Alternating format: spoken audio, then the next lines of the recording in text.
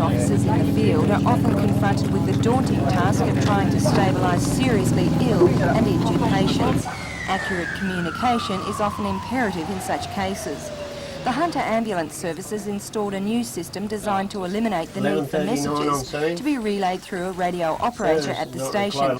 The system, called Tara, enables ambulance officers and paramedics on the road or in the air to talk directly to the doctor who will be treating the patient on arrival at the hospital. Paramedic Unit 102, this is Poisons Information Centre. We receive you loud and clear, over.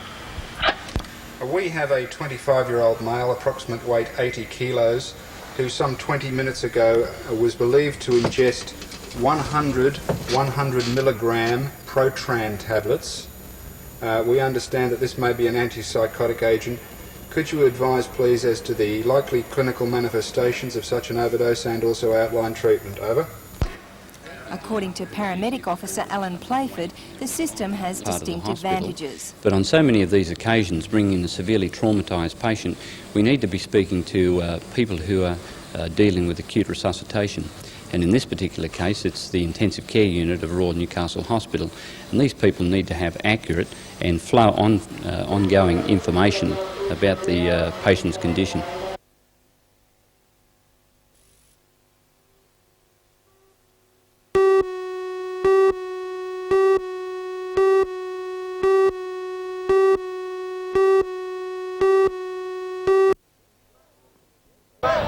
The scouts staying at Glenrock weren't billeted with Australian families, nevertheless they were given a good taste of the Australian way of life. For many, the trip to Australia was a lifelong ambition. For a French, it's a dream to come here, and for us the dream is realized. Late yesterday they were still working up appetites despite packed tours of the Hunter region, including a visit to a coal mine and a look at an aluminium smelter.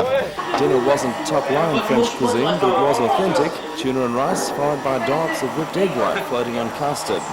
Unlike most of the scouts at the World Jamboree, the French visitors didn't get a chance to present their cultural performance due to violent storms at Cataract.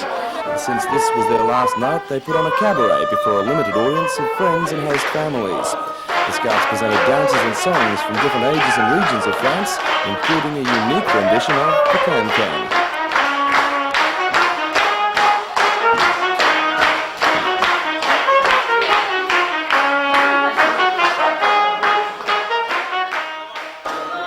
Finally, a parting performance of an Australian classic which they've been working on for weeks.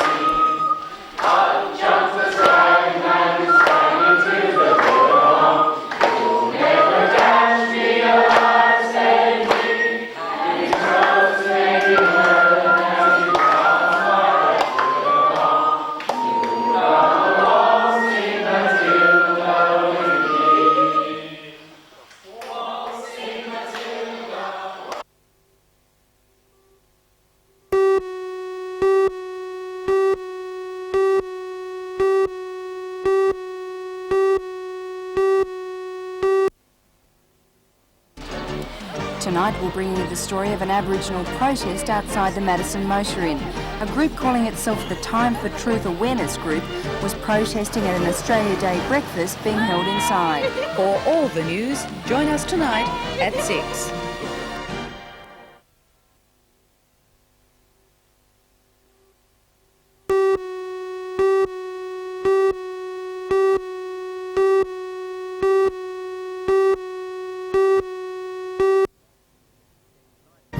In tonight's news at 6, the World 420 Sailing Championships come to a close on Lake Macquarie. Going into today's final heat, the world title was anybody's. For all the news, join us tonight at 6.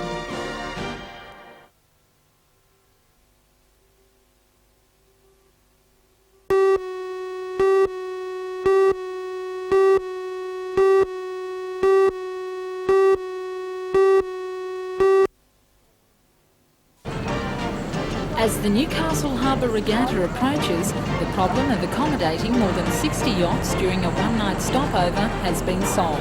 Plans are now underway to build a huge floating marina at the number 5 Lee Wharf. For all the news, join us tonight at 6.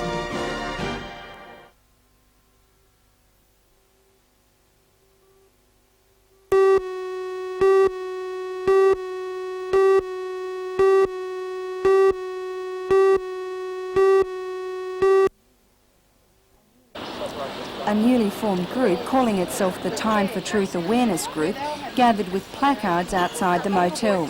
Their message claims the true history of Australia is not being told and that there is 40,000 years of Australian history, not just 200. Because our group is all about awareness, we thought that this would be a good opportunity for both Aboriginal and non-Aboriginal people to show those sort of people that Aboriginal people have got a history which they're not aware of, and this is a good way of portraying it, and it's good to portray it in such a way that you've got Aboriginal and non-Aboriginal people standing together on an issue such as the true history of Australia, which dates back 40,000 years and not 200 years. Inside the motel, people were enjoying their morning. Advanced Australia fare was followed by croissants and other treats. A number of people were honoured, including Richard Owens from Shoeys, who was presented with the Pioneer Award. Young Sportsperson of the Year was Rachel McQuillan, who was unable to attend. Vice President of the Australia Day Council, Adele Thornton, outlined the purpose behind the event. It's to let the people of Newcastle and Australia know what a wonderful country we live in and to rejoice that we're here.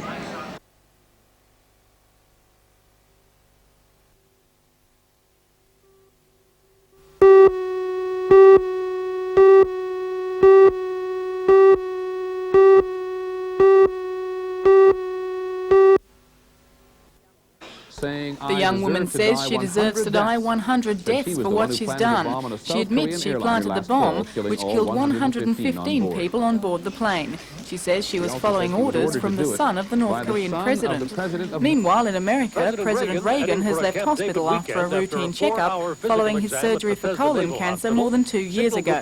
The president summed up the results without saying a word. There was no sign of cancer, and all other tests, including a stress test, show the president is in excellent condition. But there's one American not so lucky. Earlier this week, Patrick Quinn won a large sum of money on an American game show. Unfortunately for him, he was recognised by viewers as Kerry Ketchum, a con man wanted for credit card fraud and forgery. When Quinn, or Ketchum, went to pick up his cheque, he was arrested. Yesterday, he was arrested.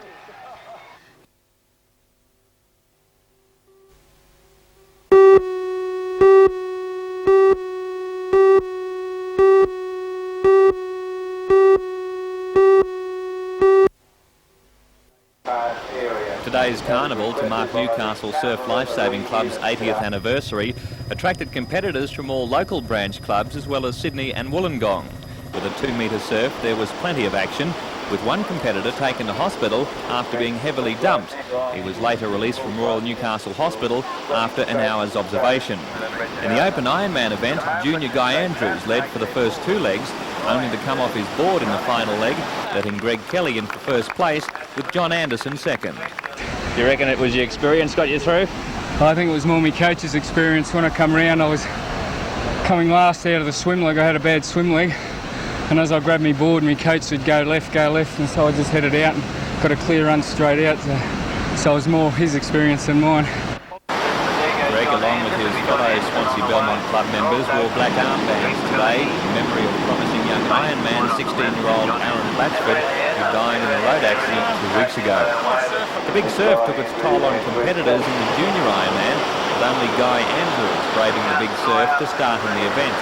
Guy will compete in Maroochydore next week after receiving an all-expenses-paid invitation to compete in the $45,000 East-West Carnival. The March Pass was the most colourful event of the day, with 8 teams taking part. Winners were local champions Redhead. The Carnival was also the last chance for competitors to impress selectors for the branch team, which will be selected tomorrow to take part in the state inter-branch championships.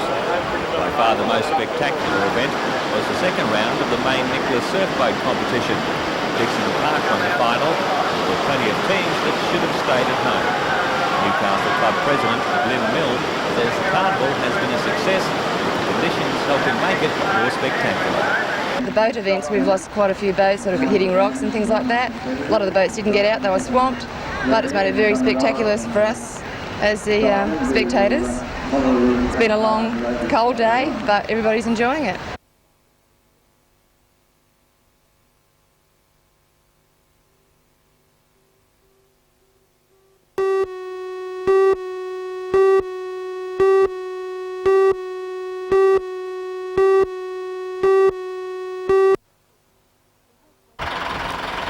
weather certainly took its toll today. Late this afternoon, police and ambulance officers were called to Cormorant Road in Kooragang, where this Toyota Celica missed the corner and ended up wrapped around a telegraph pole. The car was badly crushed and buckled, while the driver, an Asian male, was trapped for more than 20 minutes before being released by police rescue and taken to the Royal Newcastle Hospital with head and internal injuries. He's in a serious condition.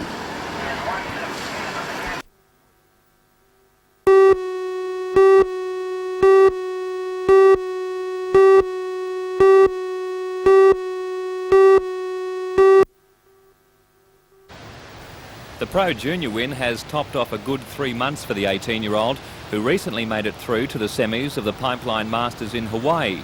He also won the most progressive emerging surfing talent trophy at the Quicksilver Surf League, in which he led Merriweather to victory. Seeded 10th for the Pro Junior, Luke in his semi disposed of the world's number 14 ranked surfer, Sonny Garcia of Hawaii, to set up a meeting in the final with Darren McGee from Noosa, who had been amazing in the earlier rounds. Luke puts his recent good form down to a more professional approach. The last like 6 months I've kind of buckled down a little bit, and I've been doing a bit of training, and I've got people helping me. I got a guy, Terry McKenna, who helps me out in the surf, like different strategies, and I got a guy called Bill Nelson, and he helps me out with like my diet and strategies and, you know, psychology and stuff like that. Next week, Luke, who is ranked 47 in the world, heads off to the US West Coast to compete in the Cold Water Classic. He's hoping to finish the season in the top 30, which would automatically qualify him for major tournaments in the main draw instead of having to endure preliminary qualifying rounds. As for the future, the number 1 spot in the world is not out of the question. It takes a lot of hard work and dedication, and I think whoever wants to put their head down, you know, sure can try, and it could happen. You never know. Okay.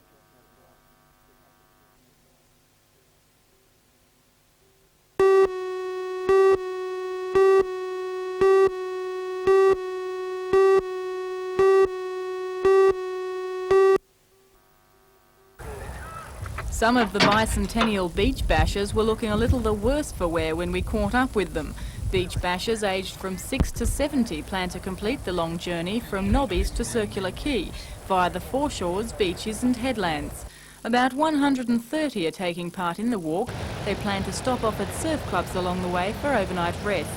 Tonight they're staying at Blacksmiths. They aim to walk about 25 kilometres a day. Tomorrow they'll set off for Budgewoi. They'll also be passing through Wamberal, Ocean Beach, Newport and Manly before finally arriving at Circular Quay. The walk was organised by Hunter Institute Geography lecturer Ken Scott. Well, I wanted to do something that didn't have sort of the accepted flavour of something with a plaque on it or something that had to be built with a lot of money. I wanted something that people could enjoy, that was genuinely historic, that had something to do with Australia's history, and by starting at Newcastle and looking at Sydney I found that we had about 200 kilometres for 200 years. That seemed a good idea. So healthy outdoor activity, and we have one of the greatest stretches of coastline all around here in the world, and I wanted people to take a closer look at it. The walkers will arrive in Sydney next Monday in time for the Australia Day festivities. But Mr Scott says the big day could go terribly wrong and people may be killed. I think that if we had a southerly buster on Sydney Harbour in mid-afternoon, as could happen at that time in January, I just hope that doesn't happen. On their grand entrance into Botany Bay, the reenactment ships encountered a hazard Captain Phillips' fleet never had to contend with, an obstacle course of hundreds of spectator craft. People getting out there with windsurfers and things in the middle of power boats with people who don't know what they're about and so on. And I think we could have tragedy. I just hope that everyone will, you know, sort of heed those warnings, not take their kids out there if there's any danger, look from up on a hill somewhere, or even watch it on television if you have to. There's already been one casualty on the waters as a result of bicentennial excitement. A crewman sustained minor injuries yesterday when this tiny yacht got in the way of a 40-metre brigantine sailing into Botany Bay during the First Fleet reenactment.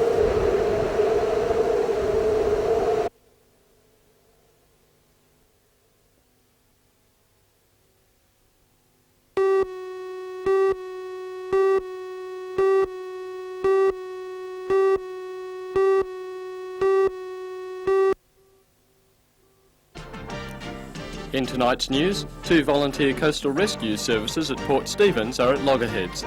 The Volunteer Coastal Patrol says the port should be serviced by one umbrella organisation, a proposal which has been rejected by the Volunteer Coast Guard. For all the news, join us tonight at 6.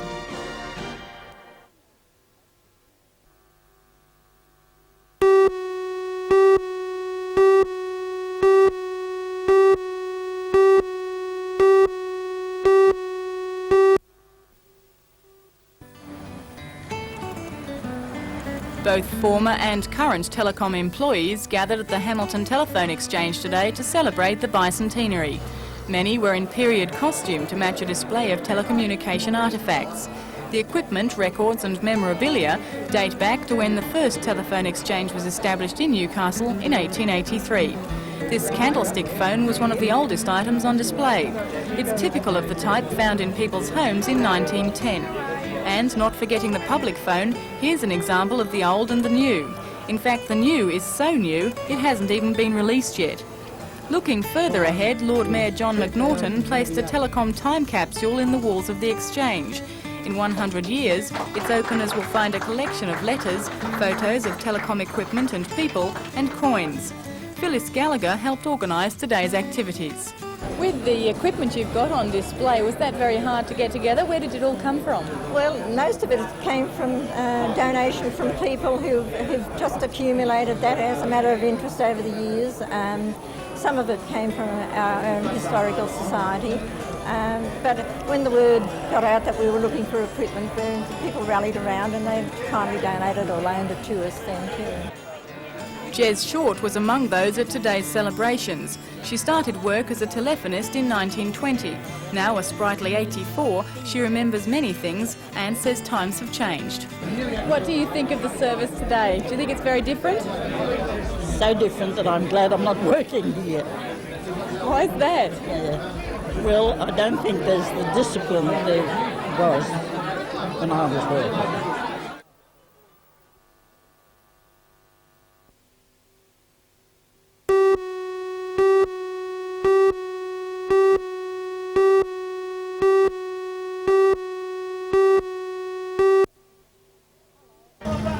Hello, I'm Jane Button. Tonight I'll be reporting on the action from the Maitland Saleyards. Today, more than 1,000 head of store cattle came underneath the auctioneer's hammer. For all the news, join us tonight at 6.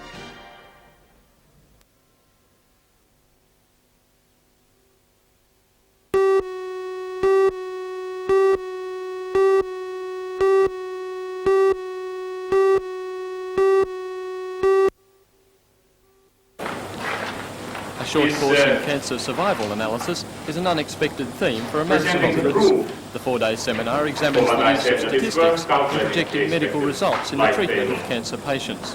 Professor Timo Hakulinen from the Finnish Cancer Registry is lecturing to both physicians and statisticians who have travelled from all over Australia and New Zealand. The course is designed to help them better estimate a patient's chances of survival and therefore decide on the appropriate treatment.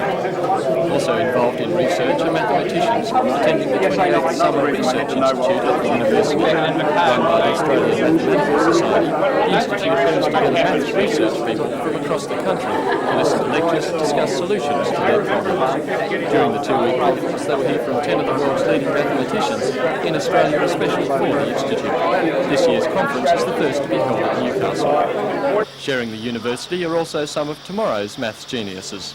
120 students who will go into Year 12 this year are brushing up on math skills dulled by the summer holidays in the annual Mathematics Summer School. The 3-day school is held at the university and is open to all schools in the valley. Pay something for the...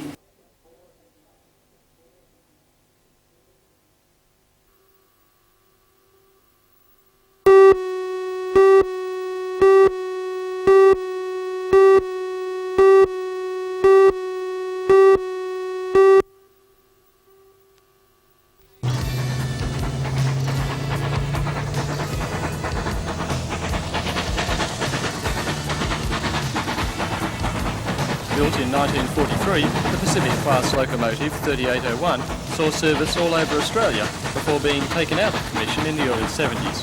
Restored in Newcastle 2 years ago, the The engine is now basking in glory again as the official Bicentennial steam train. The 3801 will tour Australia from March this year, visiting most of the state capitals. First stop, however, is Newcastle for the Regatta weekend. And the State Rail Authority, the main act on the program is Chullora Junction. Music is a show by railwaymen about railways, being staged wherever the 3801 is going. Appropriately, the main act on the program is Chullora Junction, two Sydney fitters who wrote the official 3801 theme song. Everyone would turn their heads for 3801. Chullora Junction's performances are supplemented at each stop by other musical SRA employees.